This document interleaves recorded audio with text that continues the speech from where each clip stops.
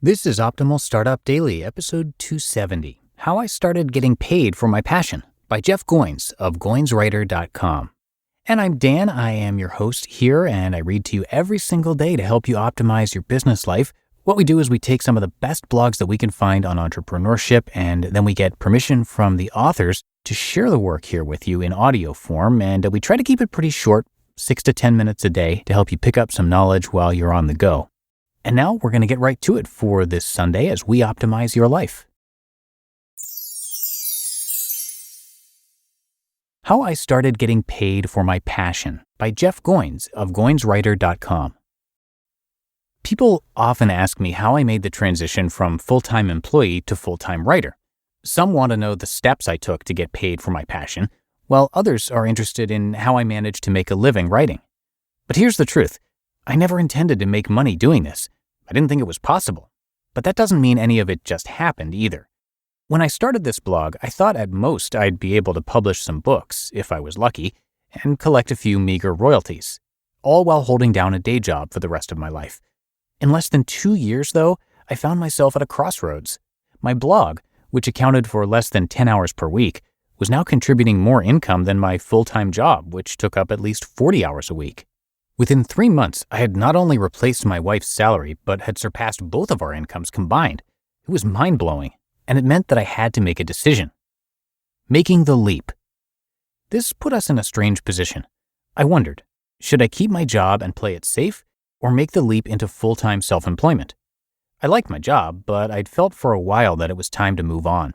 At the same time, my family was relying on me now. Was my dream worth the risk? After some discussion and prayer, my wife and I concluded that the success of my side gig was God's way of saying it was time to jump. So that's what we did.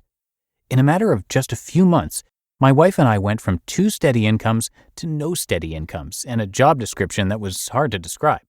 Well, you see, he writes for a website and sells stuff that you can't hold in your hands. And no, we're not living in a cardboard box. When people hear this story, they often tell me how risky it sounds. But the truth is, it felt a lot more like building a bridge than making a leap. And the reason for that lies in how I made the transition to full-time self-employment. I did it gradually. Perhaps not as slowly as some, but certainly not as quickly either. 2 years is a long time to wait when you feel a strong tugging at your heart.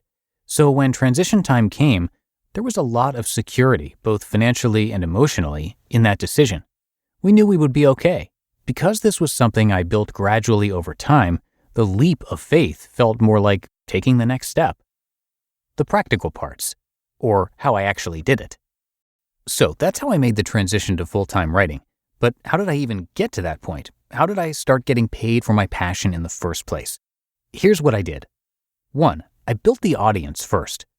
I'd heard stories of people like Brian Clark who built their audiences long before they tried to sell, and I thought that sounded smart.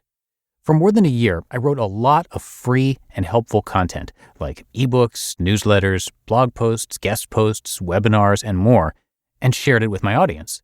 The result was a tremendous amount of trust, to the point that people started begging me to sell them something. 2, I asked my audience what they wanted.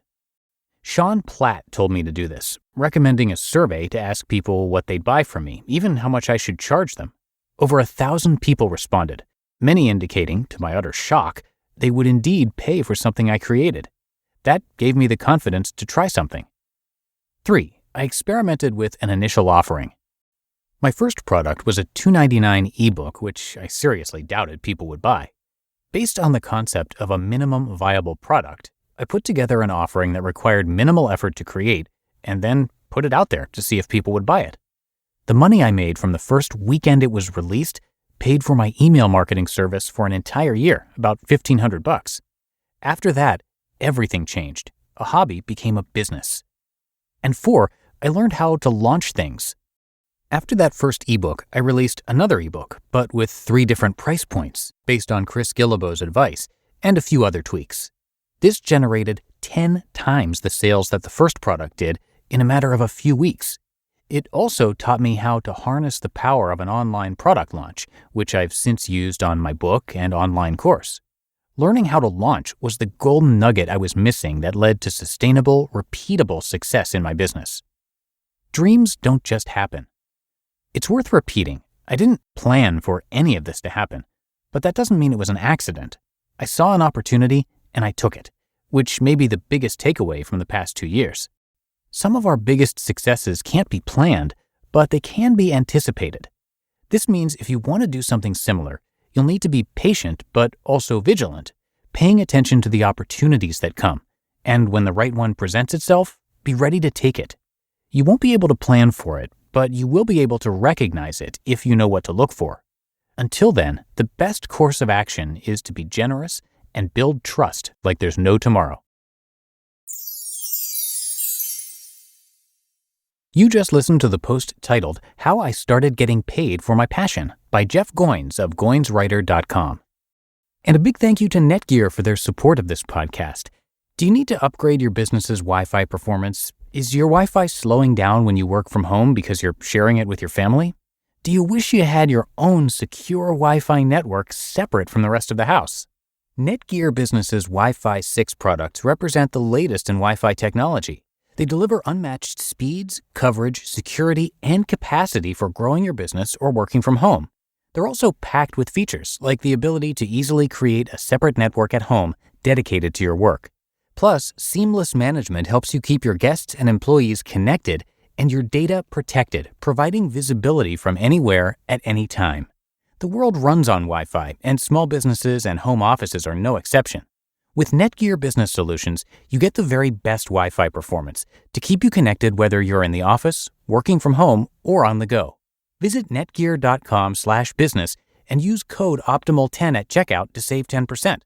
That's netgear.com/business with code OPTIMAL10 at checkout to save 10%.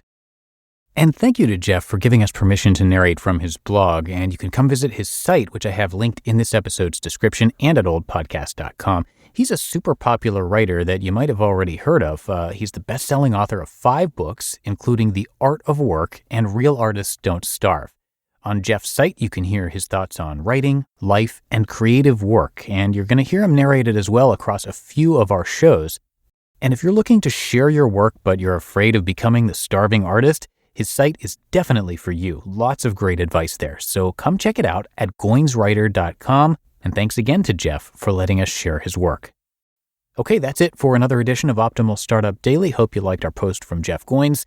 Have a great rest of your weekend, and I will be back again with you tomorrow for the Monday show, where your optimal life awaits.